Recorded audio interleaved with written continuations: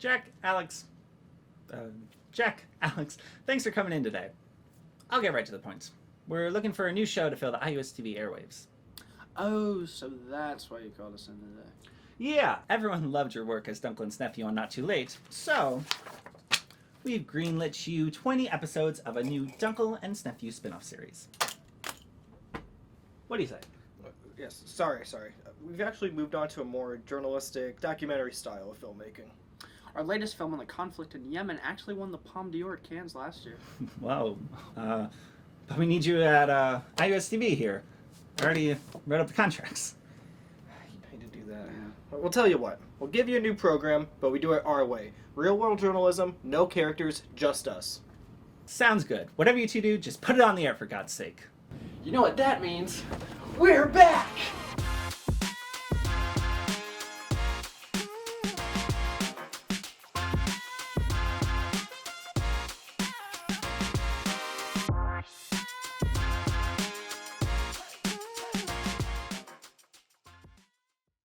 Hello there and welcome to the Deep End. My name is Jack Paley. And I'm Alex Klazowski. And we're bringing you the world of Bloomington right to the comfort of your own home. That's right. Being a student in Bloomington for many years now, Jack and I have come across a few strange and unique organizations that we wanted to learn more about. But in going deeper, it can almost become overwhelming diving into the many things to take part in around the city. That's why, here on the Deep End, explore the fun and unknown side of Bloomington with us. Whether it's an unusual student club, a community event, or an organization so niche they might not even let you join if you're not wearing the right socks. There's so many things happening around the city that most people may not be aware of. And using our journalistic charm, Alex and I pledge to uncover as many of them as we can. Well, we certainly will try. Each episode will have a general theme of the stuff we cover, presenting you guys with a cool collection of information we gathered on a particular topic around town. Think of the show as a playlist of ideas for you to try in Bloomington. Speaking of which, music is everywhere in Bloom. So we decided what better way to kick off the first episode than with the theme, music. Anyone who's been in Bloomington for more than a month will certainly be aware of the area's large music scene, from house shows to bar bands, all the way to secret quarry bonfire rock extravaganzas. The city is no stranger to local music. It seems as if everyone and their RA is in some sort of band. Let's dive in. I thought I was saying that. That was me. Oh. We're here at the Reef, and we're going to be talking to the Reef organizers themselves A couple local bands. and Audio Student Productions. Let's dive right in. All right, what's your name and what is the Reef? So my name is Michael Pizzuto, and the Reef is a bomb made of beautiful music, art, expression, poetry. Everything happens here every single day that you can imagine that has to do with art. So we have music being made here practically every day, as well as the bands that ask to practice in our basement from time to time. And of course, as you guys know, we have a concert going on tonight, but that's just like the tip of the iceberg with this place. This is a house that anyone's welcome to come in, stay if they need. It's a collective, man. It's just as long as you're in love with the music, Bloomington, really, this town, then you're part of the Reef. So do you think that's what sets you guys apart from other Bloomington venues, is the kind of artistic expression and freedom that you allow for? I guess it depends by venue. I think, I don't know, actually. I don't think anything sets us apart from any other venue. I think that, that's a good question. I think, is it okay if I take some time to think? Yeah, of course, man. Absolutely. Cool.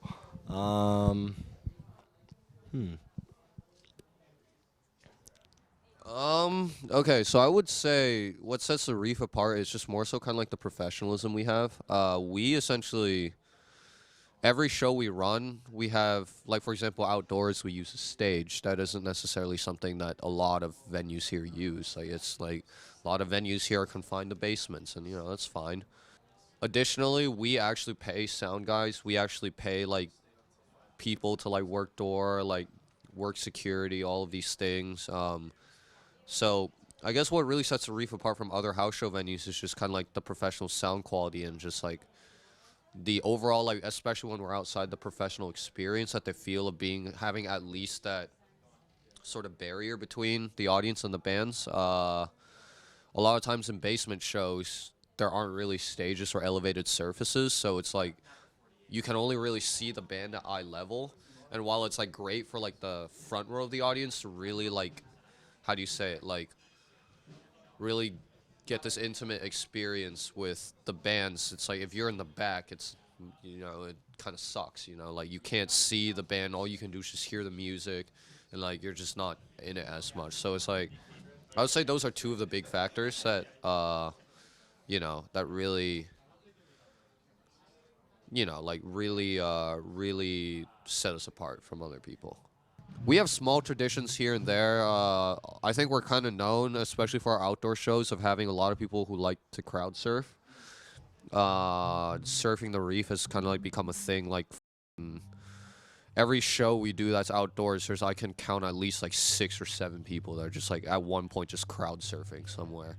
I think there's a difference between owning a venue and like being almost like inserting yourself in the community. You know, like I think what made it kind of almost, we built our own validity because like I try to go to like every single art event in this town, you know. There's happening every day that I try to go to. And I think people, like, I guess being able to kind of understand kind of just what's going on in this town almost gave me some weird insider knowledge or something like that. And maybe that's what it was. I think that's what, and it's not just me. I don't mean to say that. It's also my roommates, Kingsley and Briggs. I think we all just are in love with this town, and we're not just doing it to have live music at our house. Yeah. Awesome. That's a great answer. That's a great answer. Yeah. How important do you think local music and art is to a town's community and identity? Oh, man. Well, I think that this town specifically, I can't speak for every town that has music, but when I found out about what this town has to offer when it comes to the raw talent that you can find in any corner of this town, whether it's film like you guys making all this, you know, beautiful, you're recording, you know, what we need to record here, or like the music or whatever, the poetry clubs like that. I think it almost like this town oozes inspiration. That's how I describe it. And I think that I don't think I'm the only person. I think like everyone kind of like almost feels that, at least that does touch these communities.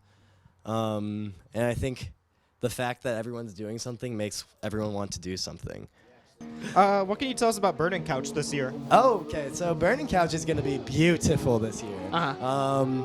It's going to be really cool. Like, I think it's going to be one of the coolest things Bloomington's seen since I've been here, for sure. And I'm really, really excited, especially saying it's ran all by students. Like, I know that the balloon, what's it called? The Grand Falloon Fest? The Grand Balloon Fest? Yeah, whatever it's called, Falloon, I think.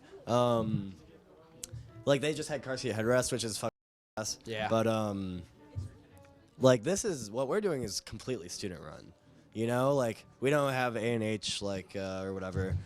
But that's why I think this, like, is a show for, like, just some of the genius. Like, it's a completely different genius than what we do here.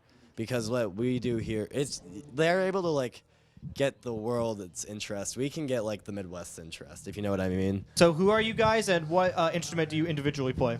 Okay, we are Class Action! I'm the singer, Mike. I'm the drummer, Reese. I'm Luke. I play bass. And my name is Max. And I play lead guitar. When did your band form? Like March of No, last February. February Dude, of I joined last February year. 8th last year. And how did that come about? Well, I had a bunch of originals that I wanted to play with people, and Reese was my roommate at the time, so I was like, "Hey, you're a drummer. Let's fucking do that." I hate him now, so we don't live together anymore. We don't get along anymore. And then we needed a bassist, so we asked Luke. He was a perfect fit, and then we were like, Max Scott is the best guitarist we know. We should get him too. And since then, it's been history. Awesome. How'd you guys come up with the name Class Action? Wait, get her in here. Let's get her in here. Oh, should we get her in here? We should go find Alexis. Okay. Camera. Yeah. I'm gonna sit right here. Okay, perfect. All right. I have this notes app. That's what Reese was saying. Yeah, and I have this note where I keep all of like potential song names, album names. I'm not a musician, so I have to like tell people like I think you should do this. That's how it happened, and I said, she "Hey, told Michael." me Class Action is an amazing name, and I was like, "You're completely right." Yeah, it was And that it one totally out of like fit. 30. I don't know if this has been said already because I had to leave the room for a bit, but it's a very like punk rock kind of name, like class action. You've been served a class action lawsuit. It's all yeah, about, it's all about the the people. The class doing a lawsuit against the bad people. Against the man. There we go. That's exactly what I was thinking when I wrote it down in my notes app. All right. All right, so is this your guys' first time playing at the Reef? You played here before? We played at the old location once. Okay. But this is our first time at the new location, the Yeah. new set list. Our first show ever was actually at Burning Couch Festival, which was at the Reef. Our second show was at a organization-affiliated place called the Dojo. And then we also played at a festival called Real Fest over the summer. But we haven't played a show in 7 months. This is our first one back. So we've been writing for 7 months. This guy's been bringing some ideas to us. Working on his pen game. And yeah, I feel like we have a lot more of a cohesive idea of who we are than 7 months ago when we played last. So I'm excited. 100%. Yeah, so you guys are playing the Reef tonight. That was my question. I was trying to segue it to. What do you think is so special about this venue and this community that the Reef brings together? Oh, wow. Well, where do I start? I feel like it's completely homegrown, completely DIY punk, which is all amazing. And that's thanks to this guy, Luke, and to Kingsley and all the amazing people that work on this stuff. And then also just, it's such a great venue for local bands. It supports the local scene. It's amazing.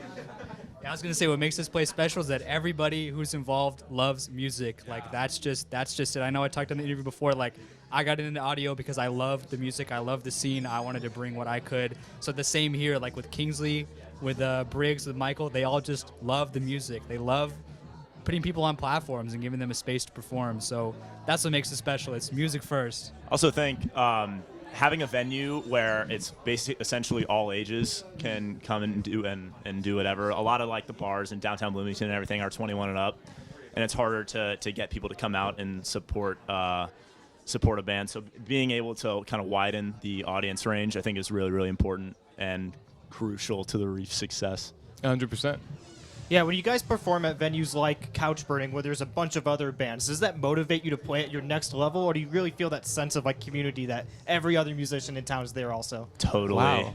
Absolutely. I feel like it's community. Yeah, it's always people we know.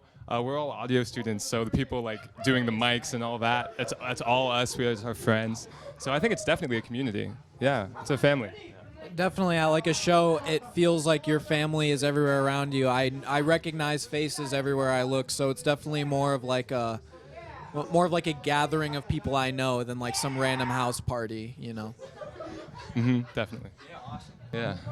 All right, so I got a big question here. Okay, hit me. Let's go for it. So on the Reef Instagram, you all put your coral reef spirit animals my fucking God. as follows. Mike says goldfish. Yeah. Reese is a blue-ringed octopus. Yes. Luke lives as a sea anemone, and Max is the terrifying Alaskan bullworm. Very terrifying. If you pick- Look at him. Doesn't he resemble it? Come on. Oh man. So my question is, if you had to pit all four of them together, who would win in a fight? God, not the fucking goldfish. That's for sure. I don't know how many SpongeBob fans will be watching or are currently in this interview right now. But I'm poisonous. The He is poisonous. The sheer size so of the Alaskan bullworm might actually overpower it's your too big. your venom. There's no shot. He wins. It would be Max. Wise choice. What's the process like when you prepare for doing a cover song compared to an original? Oh, it's completely different. We used to have a lot more covers, but this time we're only doing 2. And for covers, we just do the Spotify version, so you can just like listen to it over and over and over, and we all try to match it and then give our own little flair. But then for our originals, I usually start with acoustic, just me. And I send them the song, and then they all write their own parts, which is just great. With, I should mention, an incredibly loud metronome in every One single time. demo. Yeah. Reese always asks for the Met, and then I'm like, okay, and it's always too f***ing loud. But oh well. Yeah, I'd say. You got anyone else? I was gonna say our writing process is like extremely collaborative. Yeah. All of us play more than one instrument, so that's part of it too. Is like, just as a bass player, I'm always talking with Reese like, hey, we should do these rhythm stuff. Or if I hear Max doing something cool like a harmony, I'll be like, oh, what can I do to like fit that in? So it's very much like Michael will write the lyrics and bring the chords, and then the rest of us, we not only write our parts, but we kind of write each other's parts as well. Yeah, everything else is collaborative. It's just really cohesive because everybody knows what everyone else is doing. And I mean, even the 3 originals we had, during our first couple shows have changed a bunch since then. Like we've been changing structures around and stuff like that. So Michael really just brings us the base work, and then we all collaborate to try and make it as good as possible. All right, well, awesome. Last question. If you guys could have your music be the brand and the theme for any lawyer, who would it be, and why is it Ken Nunn? Tell him about the song. Tell him about the song. Tell him about our. Nothing more. That's it. That's it. We actually. That's it. All right, that's a wrap. Thank you. That's a wrap. Thank you guys so much. Thank you.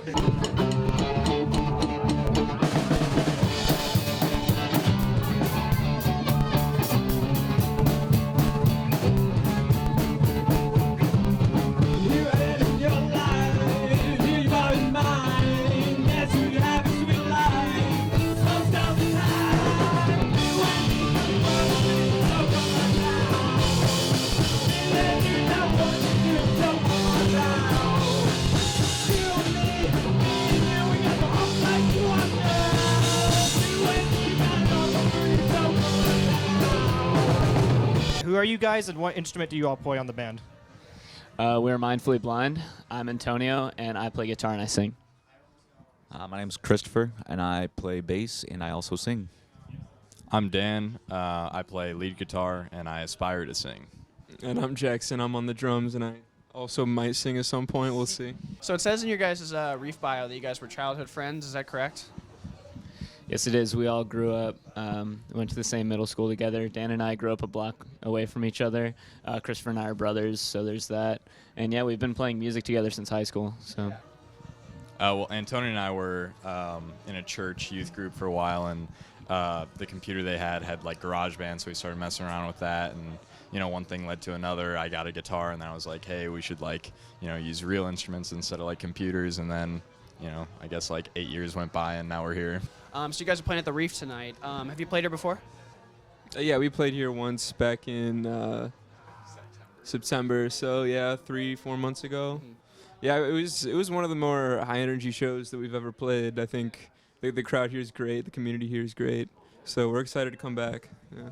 What are like the small details of what makes a good crowd surf? Couldn't tell you. I've only had one. It was all right. I think you're looking at high surface tension to help keep you up. Yeah. And you want to be caught. Yeah, you don't want to fall. So I think those are the two factors. And then if you can make it back to stage, that's a good one as well. It was just like a spur of the moment thing. You were feeling it. Yeah, I was like, this crowd looks dense enough. I think I can not embarrass myself. Yeah, I did dive in, and I thought, maybe we'd have a School of Rock situation, but we were lucky. Looking at Bloomington is such a great music scene. How important is that kind of local music community when it comes to like an area like this? Super important. I think it's great having bands around us that are constantly inspiring us and constantly showing us what great and different shows look like. And yeah, we're just constantly inspired by the bands around us to keep getting better. Yeah, I saw you guys played at Valparaiso University. Is that right? Yeah, we did. What is that experience like compared to playing at like a small local venue like the Reef? I mean, it was a wild experience playing at our VU. It was probably the biggest show we've played so far. We saw the most growth, at least followers-wise, after that single event than we have at any other show that we've played, which was really cool. Just strangers that came to see us, knew nothing about us, and they were all super into that set, and it was great. It was a lot of fun. Are you guys from the Valparaiso area? Yeah, we're all born and raised Valparaiso, Indiana. I'm from Michigan City, Indiana, so I'm Oh, from no the region way. as well. Yeah. Region, Nice. right. What can you tell us about Dr. Nick Rapley? Do you know who that is? Dr. Nick Dr. Nick Rapley, Rick Napley. He's the best, first of all. He produced and mixed and engineered our first album, The Wanderer. We stayed with him in his house for 2 weeks. It was an incredible experience. He's been Christopher's friend for a long time, but Dan and I kind of grew up looking up to him and listening to his album, A Potluck Melody, which is out on Bandcamp. Shout out. And yeah, he's just a phenomenal person and an even better musician. Yeah. What else could you guys tell us about the process of working on your very first album? It was huge. It was the first time that we kind of, as the four of us, because our lineup has kind of changed over the years, but the first time the four of us got together, put our heads together, and got something that was, I think, really, cohesive for a project. It was like basically built from the ground up in that studio and completely reworked, and I think that it turned out great, and it was a great experience. When it comes to forming an album, what's the process like of picking the order of songs, or is there one? That's a great question. I think usually it comes about pretty naturally based on what we choose to actually keep for the album. So we tend to overwrite for our album. So for The Wanderer, there are probably 3 extra songs we didn't end up using on the project. And that order just kind of came about. I think Christopher just made it. But for the next album we're working on, it's just, as you get the demos, you kind of get a sense for how the album's going to build out, kind of like a set list. But yeah. Yeah, it's a lot about pacing and trying to, keep the listener engaged. So, yeah. All right, and then so in your Reef profile, it lists that each of your Reef spirit animals would be Christopher a turtle, Antonio a crab, Dan a squid, and Jackson a starfish. Which one would win in a fight? I'm taking that fight 9 times out of 10. The crab, for sure. One of those crabs, like, on that island, the ones that they think, like, ate Amelia Earhart? Really? Those Crabs ate Amelia Earhart? Yeah, I thought you gotta look it up. But it's like they're coconut crabs. Yeah, the I know coconut coconut crabs. crabs. Those massive crabs. Yeah, that would be me. Yes, I would win that fight. I think you're crazy for saying that. But like, You I think a starfish? No, not at all, dude. I mean, I'm not gonna root for myself here. I think it's I think it's between It's the like squid Patrick. and the turtle, dude. Those turtles. I was are going like- to say, how big a squid are we talking Yeah, here? it's the giant one, dude. You're done. That's true. If it is that giant squid, you'd probably have. I mean, if you're taking down pirate ships as a squid, you would probably Moby Dick, man.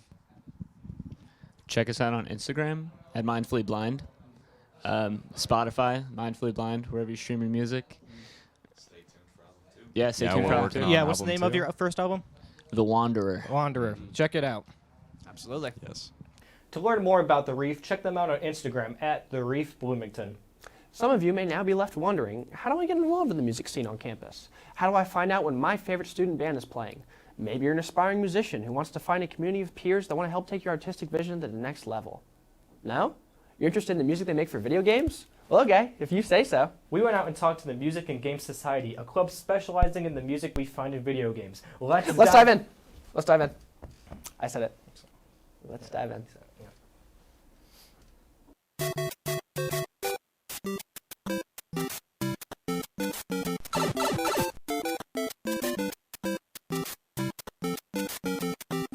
We can dive right in. Dive into the deep end. Dive All into right, the so deep end. what are both of your guys' names and your position here in the club?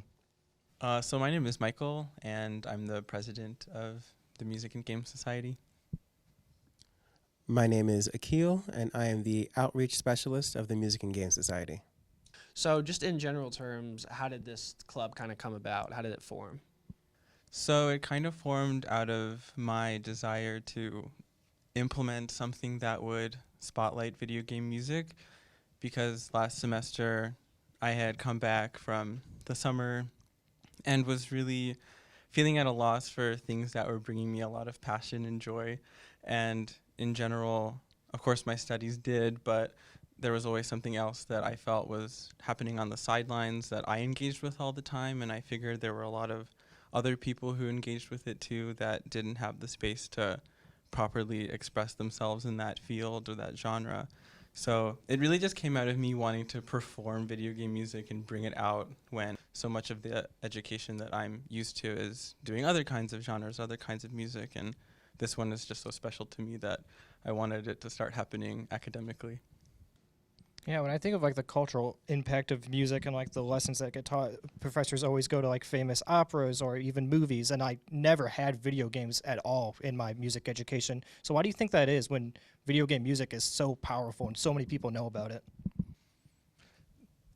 That's a really good question. And it's one that, I mean, we're all battling, because there's no reason. I would say, first off, there's no reason that it's not there. There's many reasons that the other things are there, and I think I would never say we should remove something else from the traditional canon of works or of genres that we use in music education from our classrooms, but there is room to add, and I think that's what I would do. I would just add this in and say this is just as meaningful, just as impactful as the classical composers, as Tchaikovsky, as Mozart, whatever. Those are really wonderful. There's so much repertoire there, and now we're finally starting to put film scores in and like learn what kids are watching at home and what music they're listening to at home, and this is just another subset of that shouldn't be ignored, because yes, we want to be culturally responsive and we want to be responsive to media, but this is a part of that. So I would just add that in, just put it in there. Yeah, I would also add that video game music as a whole is just still kind of getting out of its infancy, because if you look at opera, that's a type of music that's hundreds upon hundreds of years old, and then film music that is just crossed the 100-year mark just in this decade alone. Video games, they go back to like the late 70s, the 80s. You don't have a lot of people pushing for them to really be in academia. In the early days, it wasn't really seen as something that could compete with film music or operatic music or classical music. But, you know, the more people grow up on that kind of music, the more they associate it with who they are and what they love. And you have a lot of people who get into being musicians because of video games. And I think those are the people that need to, you know, speak up more if we want to get it, you know, into the curriculum. And I think that's definitely what we're trying to do here.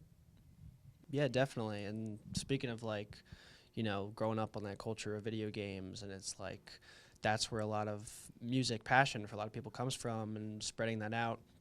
Being specifically social media for the club, what is your tasks for that include in terms of spreading this club and spreading this passion for games?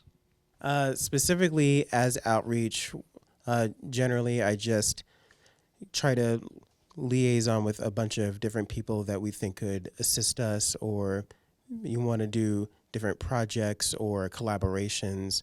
We've reached out to a few different clubs like Game Development at IU and also the Center for Excellence in Women in Technology.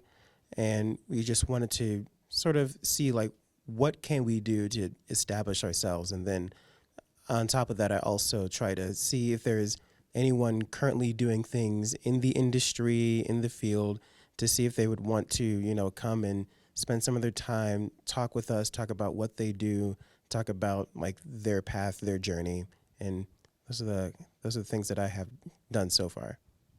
You also want to mention the concert? Oh, absolutely. Right. So our biggest project, that's probably the coolest thing. So our biggest project, and actually what this all started from, was that it started from the idea of wanting to do a concert. Like I wanted to have video game music performed, and then that led to the organization. So wanting that meant I needed to find people to do that, which is why I even started it. But we are preparing, we've been working on this since last semester, this really big, like hour-and-a-half long video game music concert that's going to happen at the FAR, Fourth and Rogers Center for Contemporary Art in Bloomington on April 8th at 6:30, and it's totally free to the public.